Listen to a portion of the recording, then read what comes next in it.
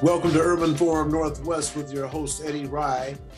We have a number of people we'll be talking with today, but our first guest is distinguished himself, not only as a Merit Scholar at Lakeside, but also a Super Scholar at Stanford, undergrad and graduate school. And he is the son of the proud parents of Mickey and Bob Flowers and her twin sister, Vicky Boogie Fabre. So, Chris, welcome to Urban Forum Northwest. And I'm so proud to see that you're going to be honored by the Lymphoma Society Foundation in New York. It's going to be a virtual thing. But first of all, just tell us a little bit about what you're doing before we go into your childhood and background. Yeah, great. Well, thanks, Eddie. It's really my pleasure to be here today to talk with you. And as you said, much of my training happened on the West Coast, first in Seattle through high school and then at Stanford, but then returned back to the Pacific Northwest and trained at the University of Washington at the Fred Hutch before starting my career at Emory, where I was a faculty member for 17 years, and then just recently moved to MD Anderson to become the chair of their Department of Lymphoma and Myeloma, and now the interim division head for cancer medicine at MD Anderson. And throughout my career, I've really been focused on the care of patients with cancer, specifically on patients with blood cancers, and trying to understand what the challenges are for particular patient populations that have worse survival, and being able to come up with new treatment strategies for those particular patients. And as you said, I've been very fortunate in that the Lymphoma Research Foundation is honoring me this year as their distinguished leader in lymphoma research at their annual gala. And that will be virtual, but it usually is in New York. Yeah, I see that. And that's going to be like on September 30th. So that's like 2 weeks from the day. And it's on 6 p.m. to 7 p.m. That's Eastern time. So that'd be 3 to 4 our time. So what inspired you to go into medicine? Yeah, really, medicine creates opportunities to be able to help people when they really need you most. And that's one of the things that particularly touched me about the field of oncology, is that's a time when both patients and their family members really need you most, and you can help them get through this new diagnosis of cancer in a number of different ways. And that includes creating new treatment strategies that help people to overcome their disease and eventually cure their disease in a number of the lymphomas that I treat, but also help them through the challenges that they face with living with cancer. And that's a challenge for many, many Americans, and something that I think is an opportunity that as an oncologist that you have that is a really very unique opportunity. And that's one of the things that drove me into wanting to pursue that. And you spent 17 years at Emory University on the faculty there. What inspired you to become a professor? Yeah, really, academic medicine is even more than being a practicing physician, creates wonderful opportunities to do many very interesting and diverse things. And so for me, it's always an interesting and exciting job. I used to tell people that I spend about 70% of my time taking care of patients and about 70% of my time doing research, which is probably true if we had more than 40 hours in a week to work, which is pretty common for an academic physician. But it really does create a unique opportunity to be able to do research, to make new breakthroughs and new discoveries that help patients, but also to have that one-on-one patient contact where you're helping people at an individual level and helping the families. And then the other thing that you're able to do as a professor is to be able to teach and develop the next generations. And that's something that has been very near and dear to my heart, and have mentored a number of investigators throughout my career who are now faculty members in their own right and helping other patients and doing research. How are, I want to say in terms of students, how are African descendants from the United States enslaved, the blacks that's been here 400 years, what kind of representation do we have in the medical schools as faculty, and also in the profession itself? How are we faring right now? That's been a real challenge consistently over the decades. And in fact, if you look across medicine as a whole over the last several decades, we probably aren't much farther along than we were in the late 1950s and early 60s in terms of representation on medical school faculty and even out in clinical practice, where things have gotten better. But that's been a consistent challenge in an area where I've also been engaged.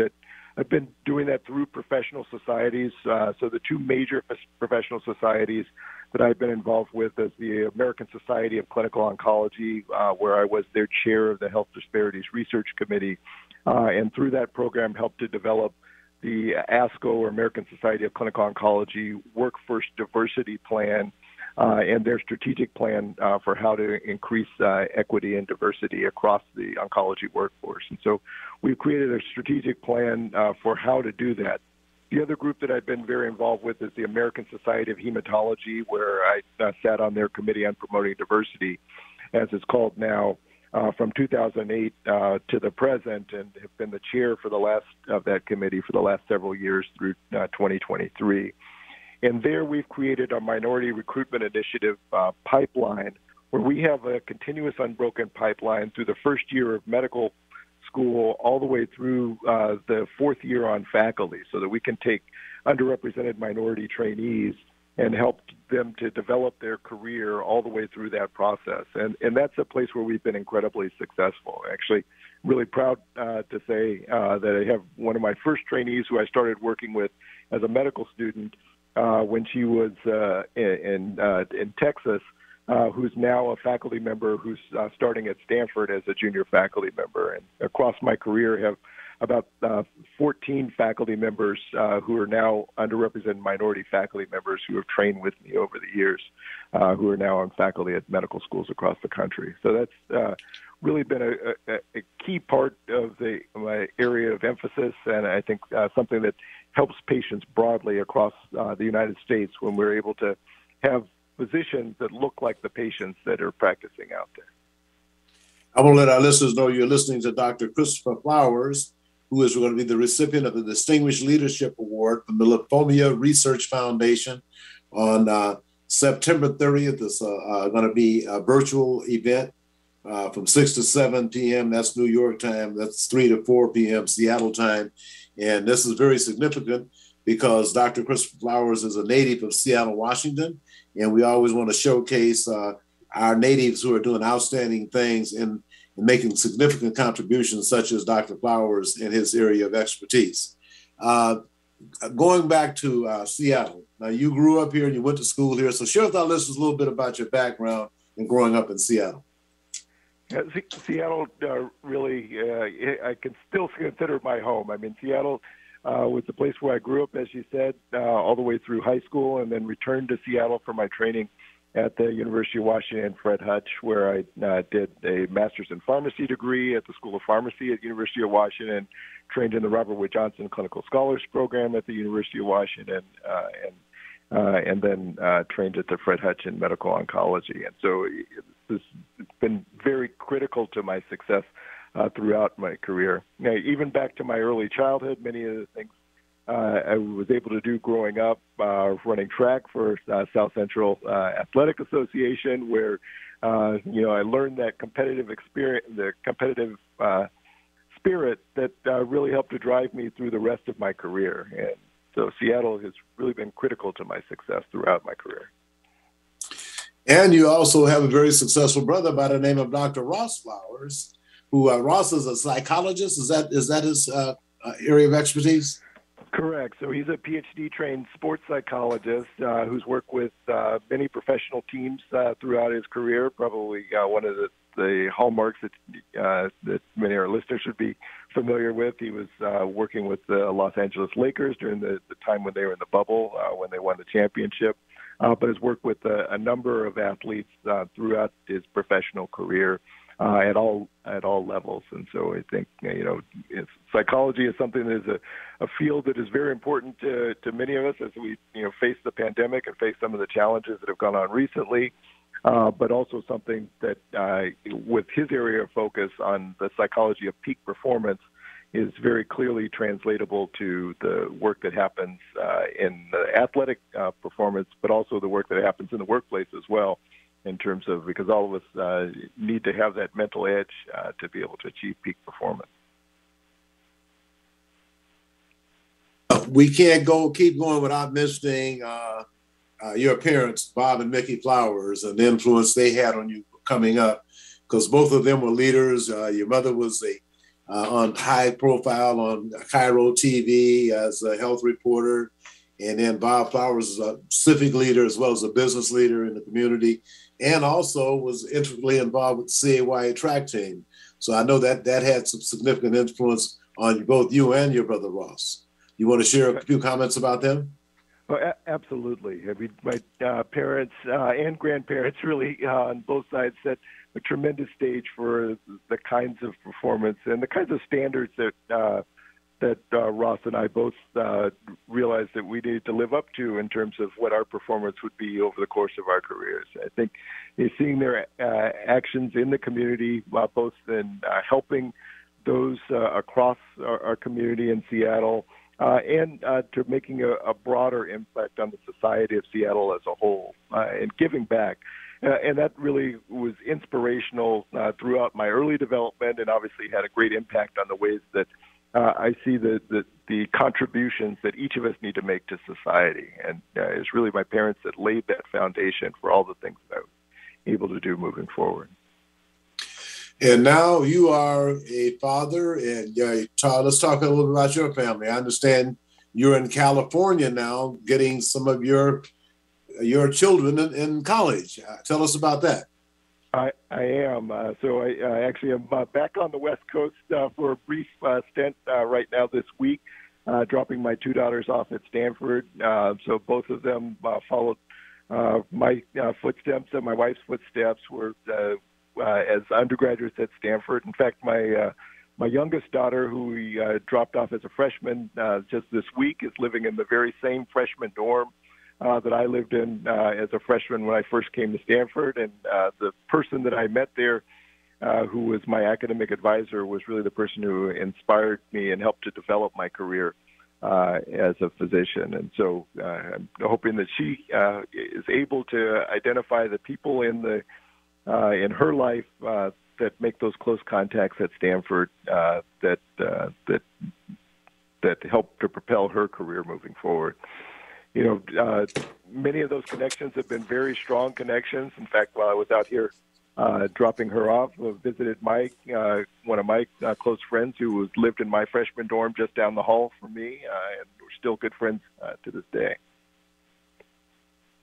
And what advice would you give people that want to pursue the medical profession as a doctor or a psychologist? What kind of inspiration or what kind of direction would you give them? Yeah, I think one of the things that is critical to know in any role where you want to achieve success is that the road is not going to be easy. You know, the quote that I think of when I think about that path was the quote that John F. Kennedy laid out when they planned the mission to go to the moon. And it was that we choose to go to the moon not because it's easy, but because it is hard. And I think as you chart a path for yourself, choosing the hard path oftentimes becomes the most rewarding path for a career. Recognizing that those challenges that you face, you won't face alone. You know, as I made that path through undergraduate, as I said, I have many friends and colleagues that I'm still friends with today who fought along that path. I also was at Stanford Medical School and visited many of our friends and colleagues from that time who are quite successful, and including two African-American neurosurgeons who were in my medical school class that I saw this week while I was here. And recognizing that you will find people along the way that will help to propel you along the way and get you to that ultimate destination. Well, Dr. Christopher Flowers, Seattle native, and is going to be the recipient of the Distinguished Leadership Award from the Lymphoma Research Foundation on September 30th. It's a live stream event. As soon as I get the information, I want to make sure I share it on Facebook like I did with your information about this award you're receiving. So Dr. Christopher Flowers, thank you very much. Keep up the good work, and we're very proud of you. Oh, thank you, Eddie, and you're very welcome. And glad anytime to share some time with my friends in Seattle. Okay, sir. Thank you very much. Continue good success. Okay. We're going to take a break and come back with our next guest after this. Hi, my name is Mian Rice, the Diversity of Contracting Director for the Port of Seattle. As a public agency, the Port of Seattle serves the community, and our investments should benefit everyone who lives and works here. The Port is committed to equity, diversity, and inclusion, and to leveling the playing field. That means continuing to open doors to contracting opportunities to all, especially women and minority-owned and disadvantaged businesses. How can you participate?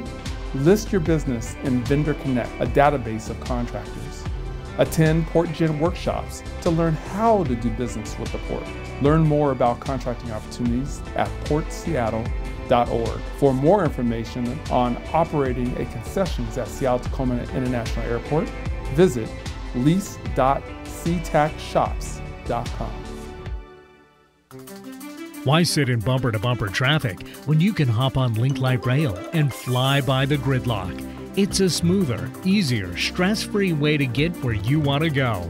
Whether you're heading north to Capitol Hill and the University of Washington or south to Columbia City, Tukwila, and the airport, Link Light Rail will get you there quickly and safely.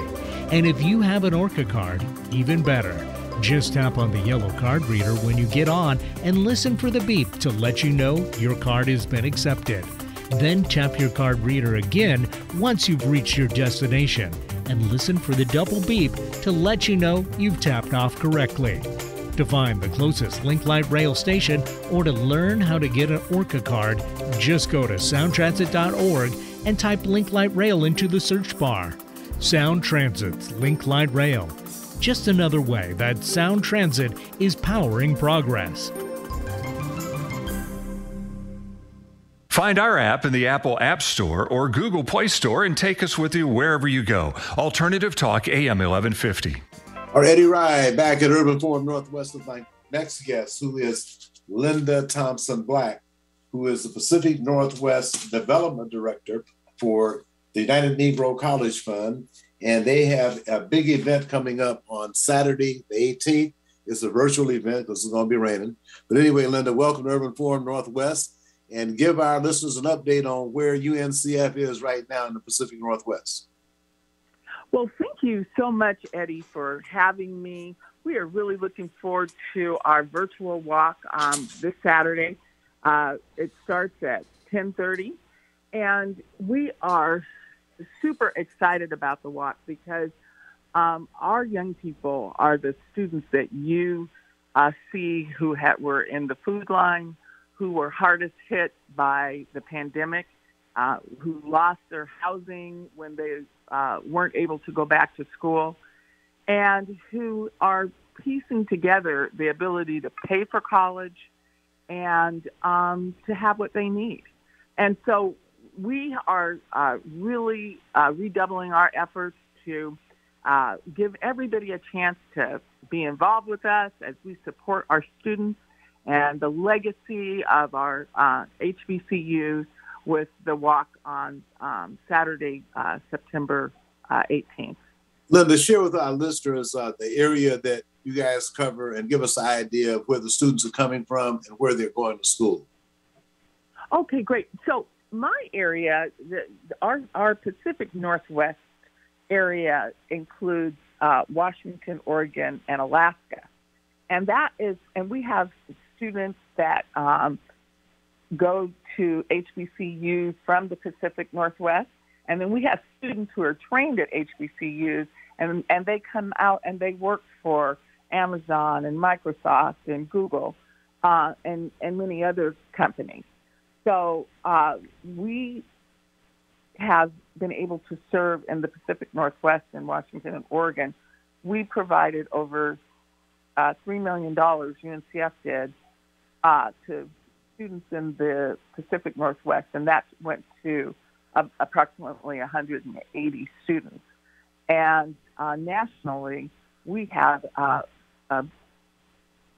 66,000 students enrolled in HBCUs annually. And we graduate around 8,000 students each year. And it would be so sad if we were not able to educate that many students each year and to provide them an opportunity. It gives new meaning to a mind is a terrible thing to waste.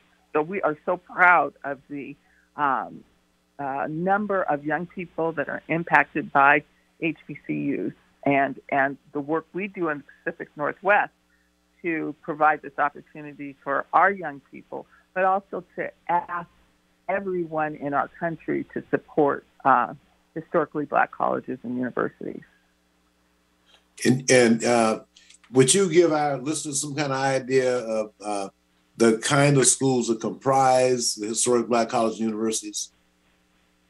It's students like Spelman and Morehouse, Clark Atlanta, the home of the great debaters. And, you know, there are 37 historically Black colleges and universities, and at Florida and A&M, Tuskegee.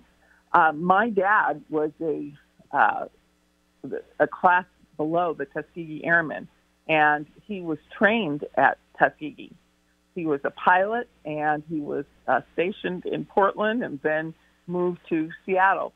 So the opportunity that was created by his training allowed our family to move from low-income poverty, a professional who was a pilot and then became a school administrator.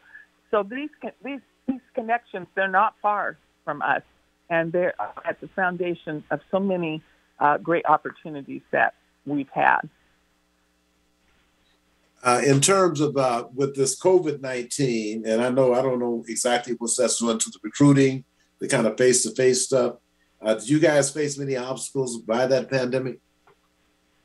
Well, we definitely faced obstacles last year. Locally, we pivoted our portfolio project, our UNCF portfolio project, which is a college prep program, to virtual. And and this year we were hoping to hold our college fair at Garfield like we normally do, but it looks like, you know, COVID cases are rising, so we may have to have that on a virtual platform. So, and then our kids have returned to school. So far, so good, but we know that, you know, they're taking every precaution and to keep young people safe, even though we have the Delta variant and even though some of the unvaccinated continue to create a situation where there's, you know, increases in the number of people who are going to hospitals. So we were very impacted last year. Our students were very impacted last year, and now we're reopening up, and people are trying to get their footing, but it's a transition period, and it's still a challenge. We still have kids who are experiencing food challenges. We had kids in Louisiana who were impacted by the flood. We have an emergency student aid fund. We had to help kids fly out of Louisiana on an emergency basis. So it's been really it's been a challenge, from natural disasters to the pandemic. Now, do they still have, I know one time they were sponsoring college tours to Black colleges and universities, and I know at another time they were having representatives of the Black college historic HBCUs actually come to the Seattle-Tacoma area. I guess with the pandemic, that's off base now. Are they still, is that something still in the plans? Well, you know what, we are, I think you've been hearing from everybody that it makes planning very difficult. We were planning an in-person college and career fair at Garfield, our annual one, but we're waiting for the final determination from the school district. Once we have that, we will either be having it in person at Garfield, or we will be having it virtually online. And so we're going to still have our college and career fair. We want to invite as many young people to join us and their family members as we can, and we'll get more information out to you, Eddie, once we find that out. We were also planning to go to Atlanta for a college tour and go to Spelman and Morehouse and Clark Atlanta, but we just a smaller one for this year. But we just have to see whether schools will be accepting outside visitors in that way. At this juncture, what is the largest HBCU that we have in the country? Howard University. That's what the vice president is a graduate of. Howard. Yes, and we are so proud of her. And and we're so proud of the many graduates that we celebrate. You know, Samuel L. Jackson and Martin Luther King, and so many more. I'm not doing them justice, but we are so many of the people that you that we know and that we see in the news are HBCU graduates. As a matter of fact, at one point in time, my daughter Angela, one of the first jobs she had in D.C. was with the National Association for Equal Opportunity in Higher Education, NAFIO, with Dr. Leslie Baskerville. So she had also made quite a few trips, and she was down. As a matter of fact, I think she got a job offer when she went to Tougaloo, and Congressman Benny Thompson was there, who was chairing the Homeland Security Committee at the time, and offered her a position, and there was no looking back after that. So I was just trying to figure out now. Our foundation is there, and my wonderful Angela has been a part of, you know, supporting HBCUs, as you said, and we so appreciate her. You know, Jay Johnson, the former Homeland Security, as you said, John Lewis, Lionel Richie, and Marion Wright Edelman. Those are just, you know, a very few. But so much of our talent and our writers and poets and attend HBCUs. And so we are very, very, very proud of the legacy of graduates that come out of our historically Black colleges and universities. Now, how many total do we have? I mean, one time we had Black colleges were also like agricultural and mining. I mean, that was what was A&M was for what? Agriculture and what? That's when there were a lot of Black farmers before they. Oh yeah, and we still have those departments at HBCUs across the country, and so we are really having a big initiative at this time to build the capacity of our HBCUs and to make sure that they have you know, the most innovative and cutting-edge curriculums in the country.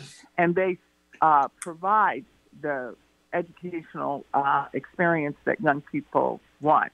One of the things we're doing is we're also allowing students to get certificates from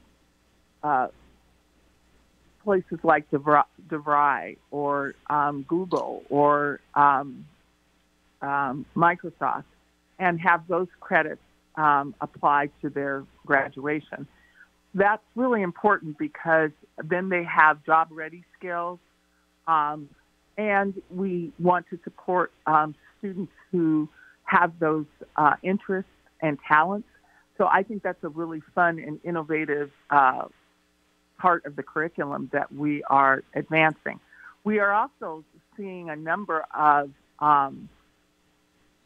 police training academies and social justice emerge, so that students, young people from our community are joining the ranks of the police department so that our Black lives do matter. So on every level, we're working to expand the opportunities that our students have. We're doing a lot of work with entrepreneurial development. And we're also reinvigorating our programs around the arts and entertainment. So our HBCUs are as robust as they ever were, and they're even more cutting edge as we, support the work we know our kids want from their college experience. Well, one thing we need to take care of, and that's eliminating the student college debt, these loans. I think about the article recently where the top 1% didn't pay $163 billion in taxes because of the various loopholes that they have. And, I'm just very concerned. But what I would like to do is just talk a little bit more about your event, how people can get involved, and how they can make contributions before we have to go. Well, we would love for you to join us, and all you have to do is go to our website at www.uncf.org/Seattle, and then you can register to be a part of the walk. If you have any questions, you can contact me at 206-851-8178. You can, and I will help you register. And you have up to 30 days after the walk to register and contribute. So we would love for you to, join us tomorrow. It's going to be on Saturday. It's going to be a lot of fun. We have some special guests. We have our pre-show with the Western region, and then we have the national. And we are also going to be at 1 o'clock. There are some people who wanted to walk in person, so we're going to be down at Seward Park for anybody who'd like to walk in person. Tell them to bring the umbrella. Yeah, I know. It's supposed to be pouring down. I'm not sure we're going to have a big crowd for that. The main show is... Yeah, but no, I mean, that's a good option, though. That's a good option. So everybody need to wear a mask, whether they especially if you're not vaccinated, don't show up. Right. If you're not vaccinated, don't show up. There you go. Well, Linda, I really do appreciate this, but I want to just give a shout out to one of our friends, Danella Gadot, whose sister Melvina Jones and her niece Linda Jones passed away. And so I know that we're all in the same circle. So I just want to give a shout out and love to them. And their memorial services will be tomorrow at 11 o'clock at Washelley. So they're our friends, and we want to make sure we hold them up in prayer and in spirit and be showing up where we can. And I definitely plan on being there to hold those guys up. So, Linda, thank you very much. If there's anything that I can do. And this has been a really challenging time, but we are with her, and we will be there shoulder to shoulder to support her through this. And Eddie, you're my brother. I appreciate you so very much. You're a gift to our community. Well, Linda, anytime you have something coming up for the HBCUs, the United Negro College Fund, please let me know. Now, it's my understanding that the late Dr. Arthur Allen Fletcher, when he was director of the UNCF, coined the phrase, "A man's a trivial thing to waste"? Well, it wasn't him. It was Jordan. Vernon Jordan? Vernon Jordan and okay. and team. But it's iconic, and it has lasted for the last 50 years. So it's pretty amazing. It sure has. Okay. All right. Linda Thompson Black, keep up the good work and getting our students in college and educated and being productive members of society. So thank you very much. Thank you. Bye-bye. Okay. That was Linda Thompson Black, Development Director with the Pacific Northwest area, Washington, Oregon, Alaska, the United Negro College Fund. Do we have Bob Armstead and Attorney Tamara Hawkins on? Karama, I'm here. Karama, I'm sorry, Karama. It's all good. I had to go back and do the right spelling of your name yesterday. I'm glad I didn't send the email out first, but I checked to make sure I had it right. So it's all good. Washington Equity Now, and we know a lot of folks have been meeting, And Karama, you were on recently, but why don't you go ahead and let the people know who you are and what you do? Thank you so much, Eddie. My name is Karama Hawkins Calloway. I am a practicing attorney here in Washington State, and I am a judge pro tem as well in different various courts throughout Western Washington, the metropolitan area of King County. And my most recent venture is Chief Legal Counsel with Washington Equity Now.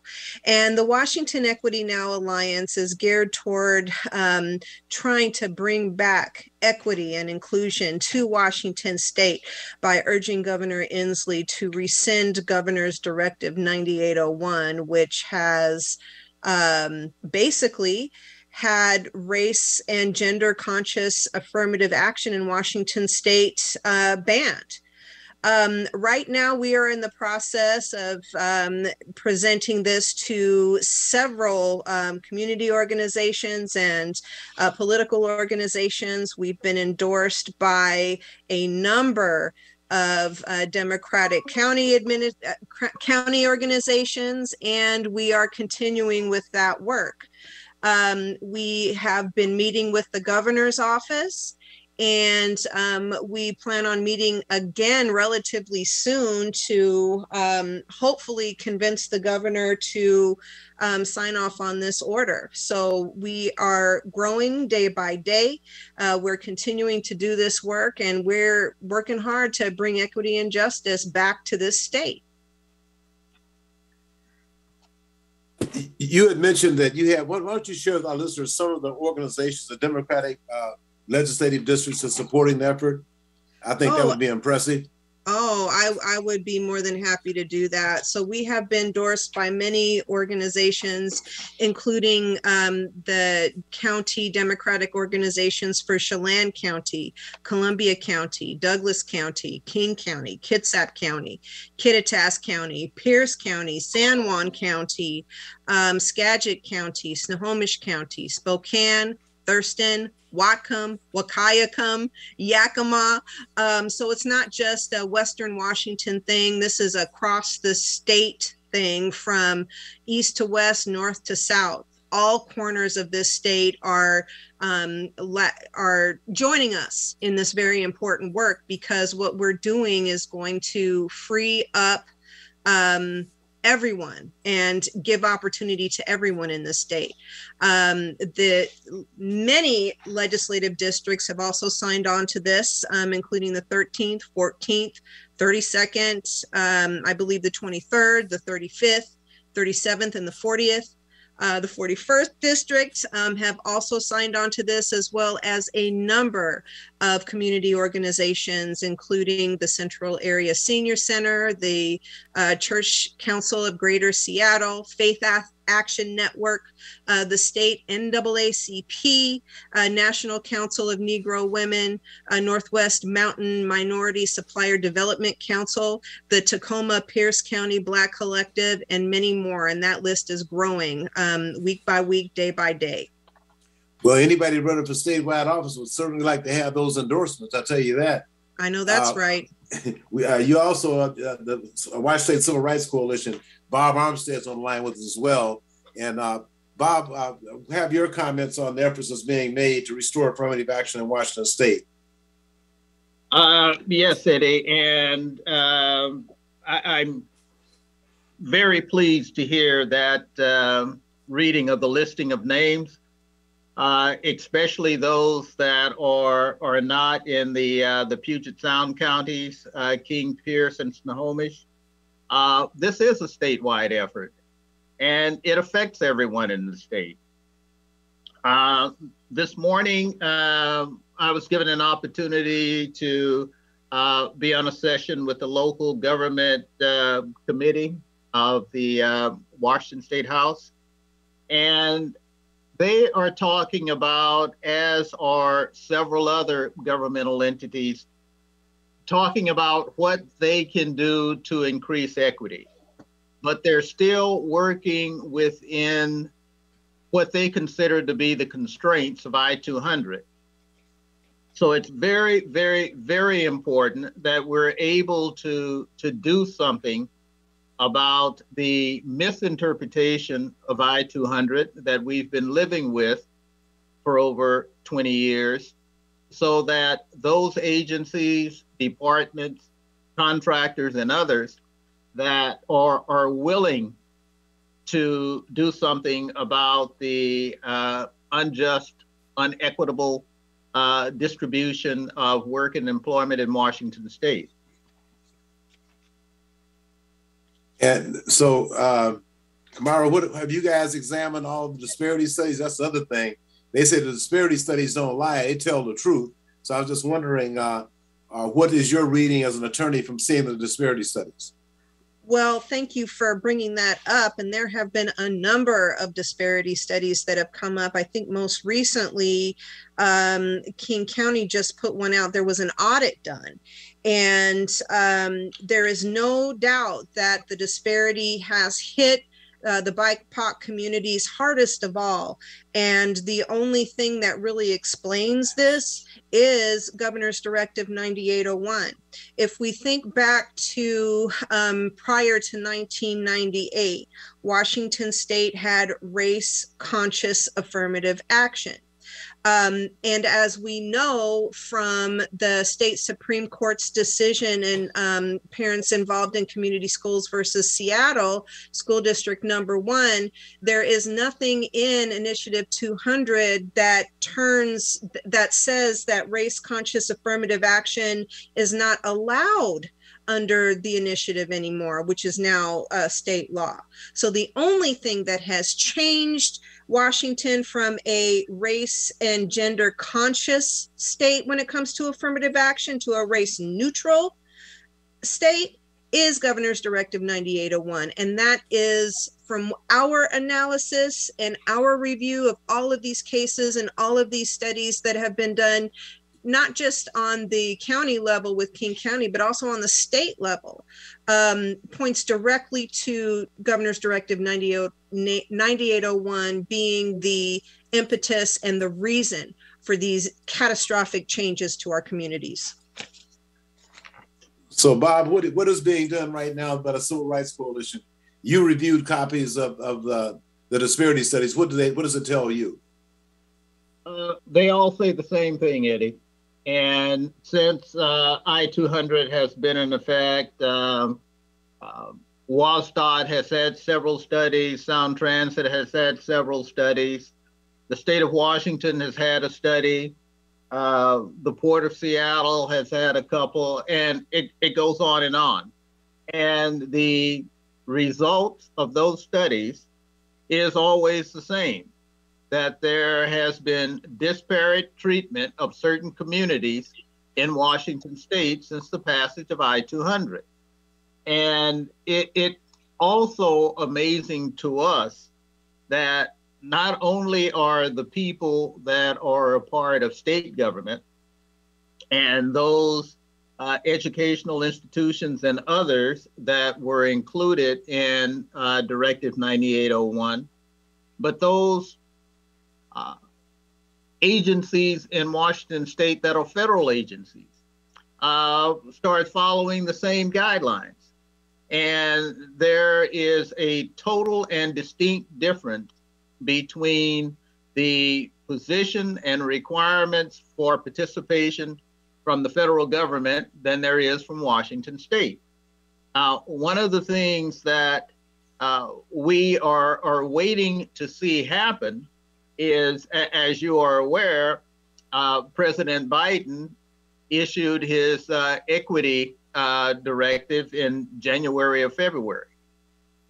Under existing laws, Title VI and others, if recipients of federal funding are not having or providing access to all citizens, if their contracting and employment practices are disparate, then the feds have the opportunity and should be a requirement to cease and desist funding.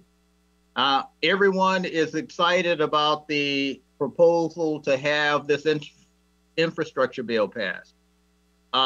Billions of dollars to every state. if the state of Washington is not in compliance with federal requirements, we will have an opportunity to see if President Biden is going to enforce the equity directive that he issued in January and February. Well, that'll be a good test. Hopefully, we won't see the same thing we've seen the last 40, 45 years.